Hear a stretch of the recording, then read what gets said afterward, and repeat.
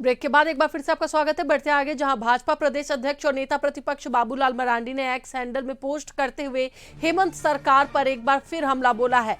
उन्होंने पोस्ट कर लिखा है कि कैबिनेट बैठक में हेमंत सरकार ने 8,900 टीजीटी और पीजीटी शिक्षकों के पद सरेंडर करने का निर्णय लिया है। जब राज्य में शिक्षकों के लाखों पद पहले से ही रिक्त है, तब टीजीटी और पीजीटी के 8,900 पदों को एक झटके में खत्म कर देना शिक्षित बेरोजगारों के साथ अन्याय है। साथ ही प्रदेश के शिक्षा तंत्र को भी कमजोर करने का प्रयास है। उन्होंने कहा कि यह फैसला उन हजारों युवाओं की उम्मीदों का अंत है जो सालों से प्रतियोगी परीक्षाओं की तैयारी कर रहे हैं। शिक्षक पदों को खत्म करने का दुष्प्रभाव विद्यार्थियों के भविष्य पर पड़ेगा। सरकार अविलंब इस निर्णय को वापस ले और जल्द से जल्द खाली पदों को भरने की प्रक्रिया शुरू करे। इसी पर अधिक बातचीत के लिए हमारे साथ हमारे सहयोगी विशाल जुड़े हुए हैं, उनसे बात करेंगे। विशाल, भाजपा के प्रदेश अध्यक्ष और नेता प्रतिपक्ष बाबूलाल मरांडी ने एक बार फिर से हेमंत सरकार पर हमला बोला है और इस बार शिक्षकों के पद को लेकर के उन्होंने कहा है, क्या है पूरी जानकारी?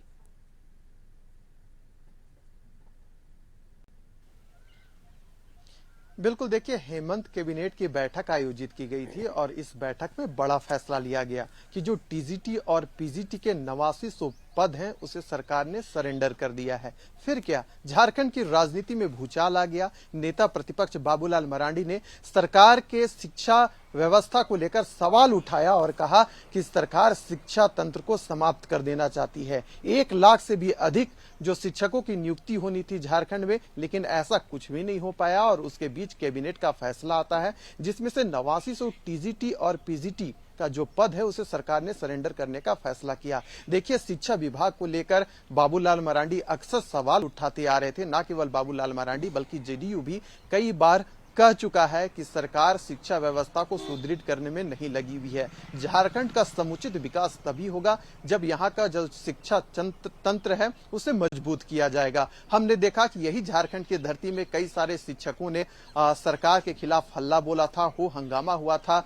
जो शिक्षण क्षेत्रों से जुड़े हुए लोग हैं, सरकार की मंसूबे पर लगातार सवाल उठा रही थी तानिया। तो देखिए, इस प्रकार का जो कैबिनेट का सरकार का फैसला आया है उस पर नेता प्रतिपक्ष ने एक्स हैंडल के माध्यम से सरकार पर निशाना साधा है। वहीं जो बीजेपी के प्रदेश प्रवक्ता हैं अविनेश कुमार, उन्होंने कहा कि सरकार चाहती है कि झारखंड में शिक्षा तंत्र को समाप्त कर दिया जाए ताकि यहाँ के लोग हैं पढ़ लिख ना सके और सरकार जो कहे उसे आंख मूंद कर विश्वास कर ले। तो देखिए, इस प्रकार की जो बयानबाजी है विपक्ष की ओर से लगातार आ रहा है। अब इसमें यह देखने वाली बात होगी कि सरकार ने किन कारणों से इस प्रकार का फैसला लिया है। क्या सरकार जो अन्य पद हैं उसमें क्या कुछ बदलाव कर जो मूलभूत जो शिक्षा दी जाती है उसमें कुछ चेंजिंग करने जा रही है? क्या कुछ बड़ा परिवर्तन झारखंड में होने जा रहा है? कई सारे जो सवाल हैं। विशाल, देखा जा रहा है कि जो परिवर्तन है झारखंड में वो तो देखने को मिल ही रहा है, लेकिन लगातार परिवर्तन पर विपक्ष जो है वो हमलावर है। फिलहाल बहुत बहुत धन्यवाद पूरी जानकारी के लिए।